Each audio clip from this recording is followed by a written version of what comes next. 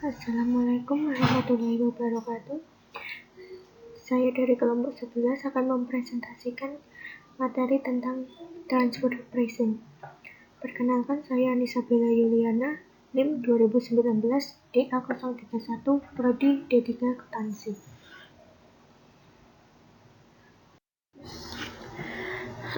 Pengertian transfer pricing. Transfer pricing adalah kebijakan suatu perusahaan dalam menentukan harga transfer suatu transaksi.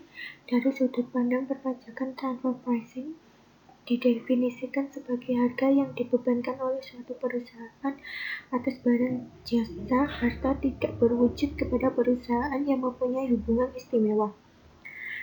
Karena dalam praktek transfer pricing identik dengan transaksi antar perusahaan dalam satu grup, ada hubungan istimewa berupa pengalihan penghasilan kena pajak dari perusahaan di negara yang tarif pajaknya tinggi ke negara dengan tarif pajak rendah dalam rangka untuk mengurangi total beban pajak yang dibayar grup perusahaan tersebut.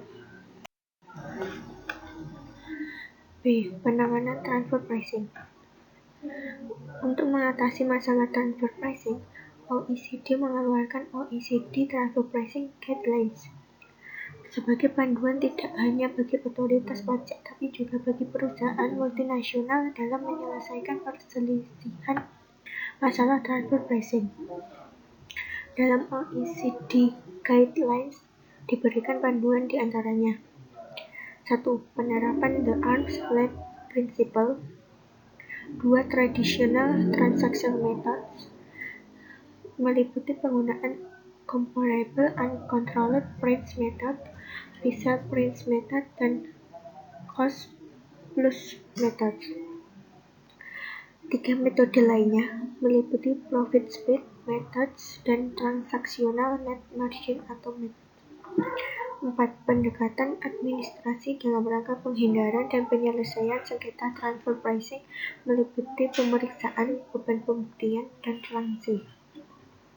5. Dokumentasi meliputi panduan dalam dokumentasi dan prosedur dokumentasi. 6. Ketentuan mengenai harta tidak berwujud. 7. Ketentuan mengenai pemberian jasa antar grup. 8. Cost Contribution Arrangement. Otoritas perpajakan harus punya alasan kuat untuk mengatakan bahwa para pihak telah melakukan transfer pricing untuk tujuan penghindaran atau penggelapan pajak. Sebelum membuktikan adanya transfer pricing, pertama harus dibuktikan terlebih dahulu bahwa para pihak terdapat hubungan istimewa.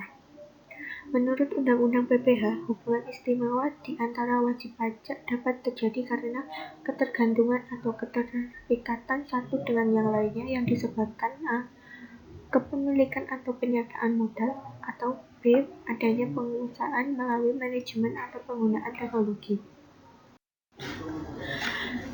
Dalam hal wajib pajak orang pribadi, hubungan istimewa terjadi karena adanya hubungan darah atau perkawinan. Sesuai pasal 18 ayat 4 Undang-Undang PPh, hubungan istimewa dianggap ada apabila wajib pajak mempunyai penyertaan modal langsung atau tidak langsung paling rendah 25% pada wajib pajak lain, atau hubungan antara wajib pajak dengan menyertakan paling rendah 25% pada dua wajib pajak atau lebih. Demikian pula hubungan antara dua wajib pajak atau lebih yang disebut terakhir. Misalnya, PTA mempunyai 50% saham PTB, pemilikan saham oleh PTA merupakan penyertaan langsung. Selanjutnya, apabila PTB mempunyai 50% saham PTC, PTA sebagai pemegang saham PTB secara tidak langsung mempunyai penyertaan pada PTC sebesar 25%. Dalam hal demikian, antara PTA, PTB, dan PTC dianggap terdapat hubungan istimewa. Apabila PTA juga memiliki 25% saham PTD, antara PTB, PTC, dan PTD dianggap terdapat hubungan istimewa. Hubungan kepemilikan seperti di atas dapat juga terjadi antara orang pribadi dan badan. Dalam praktek dikenal beberapa metode dan teknis perhitungan harga wajar, yaitu Comparable Controlled Price, Resale Price, Cost cost plus, profit spin, transactional net margin. Mengakomodasi OECD rules dan dalam Peraturan Direktur Jenderal Pajak Nomor 43/PJ/2010 tentang penerapan prinsip kewajaran dan kelaziman hubungan dalam transaksi antara wajib pajak dengan pihak yang mempunyai hubungan istimewa diatur sebagai berikut. A. Ruang lingkup di Peraturan Direktur Jenderal Pajak ini adalah transaksi yang dilakukan wajib pajak dengan pihak-pihak yang mempunyai hubungan istimewa antara lain: A. Penjual, pengalihan, pembelian, atau perolehan barang berwujud maupun barang tidak berwujud. B. Sewa, royalti, atau imbalan lain yang timbul akibat penyediaan atau pemanfaatan harga berwujud maupun harga tidak berwujud. C. Penghasilan atau pengeluaran hubungan dengan penyerahan atau pemanfaatan jasa. D. Alokasi biaya. Dan E. Penyerahan atau perolehan harta dalam bentuk instrumen keuangan dan penghasilan atau pengeluaran yang timbul akibat penyerahan atau perolehan harga dalam bentuk instrumen keuangan dimaksud.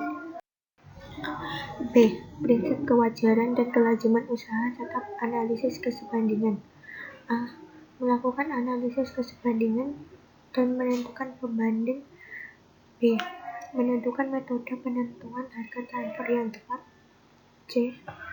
Menerapkan prinsip kewajaran dan kelaziman usaha berdasarkan hasil analisis kesebandingan dan metode penentuan harga transfer yang tepat ke dalam transaksi yang dilakukan antara wajib pajak dengan pihak yang mempunyai hubungan istimewa. Dan D.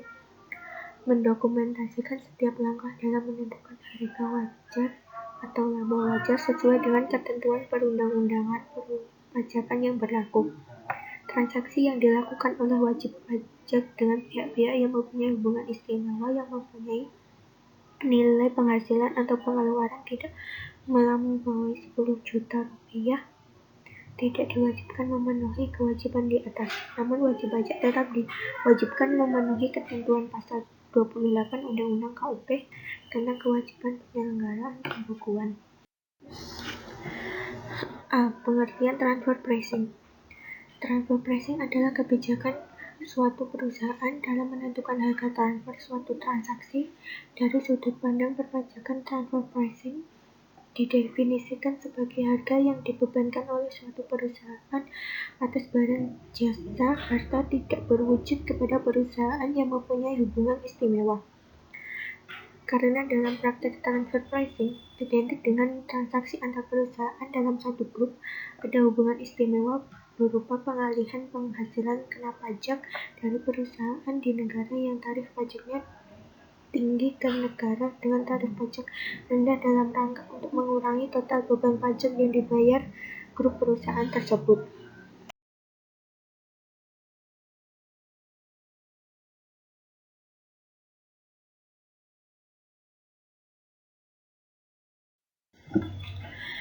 Dalam menilai dan menganalisis karakteristik barang berwujud harus dipertimbangkan antara lain: A. Ciri-ciri fisik barang. B. Kualitas barang. C. Daya tahan barang. D. Tingkat ketersediaan barang. Dan E. Jumlah penawaran barang. Dalam menilai dan menganalisis karakteristik barang tidak berwujud harus dipertimbangkan antara lain: jenis transaksi, jenis barang tidak berwujud yang diserahkan, jangka waktu dan tingkat perlindungan yang diberikan, dan potensi manfaat yang dapat diperoleh dari penggunaan barang tidak berwujud tersebut. Dalam menilai dan menganalisis karakteristik jasa harus dipertimbangkan antara lain: A. Sifat dan jenis jasa, dan B. Cangkupan pemberian jasa. C. Metode penentuan harga wajar atau laba wajar. Dalam penentuan metode harga wajar atau laba wajar wajib dilakukan kajian untuk menentukan metode penentuan harga transfer yang paling tepat. Metode penentuan harga transfer yang dapat diterapkan adalah A. Metode perbandingan harga antara pihak yang independen, yaitu metode harga penjualan kembali atau metode biaya plus, C. Metode pembagian laba atau metode laba bersih transaksional. D. Harga wajar atau laba wajar. Rentan harga wajar atau laba wajar merupakan rentangan antara kuartal pertama dan ketiga yang harus memenuhi persyaratan sebagai berikut. A. Transaksi atau data pembanding yang digunakan dapat diandalkan sebagaimana dimaksud dalam pasal 4 ayat 1 huruf A dan B didukung dengan bukti-bukti dan penjelasan yang memadai bahwa penetapan harga atau laba tunggal tidak dapat dilakukan. E. Transaksi khusus. Transaksi tersebut dianggap memenuhi prinsip kewajaran dan kelaziman usaha sepanjang memenuhi ketentuan A. Penyerahan atau perolehan jasa benar-benar terjadi, dan B. Terdapat manfaat ekonomis atau komersial dari perolehan jasa, dan C. Nilai transaksi jasa antara pihak-pihak yang mempunyai hubungan istimewa sama dengan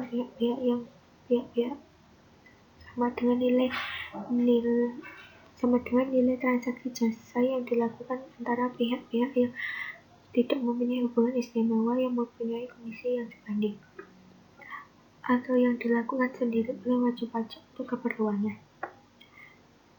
Dalam SE 4 PJ 7/1993 ditegaskan pula bahwa transfer pricing dapat terjadi antara wajib pajak dalam negeri atau antara wajib pajak dalam negeri dengan pihak luar negeri, terutama yang mereka dudukkan di tax haven countries, negara yang tidak memungut atau memungut pajak lebih rendah dari Indonesia.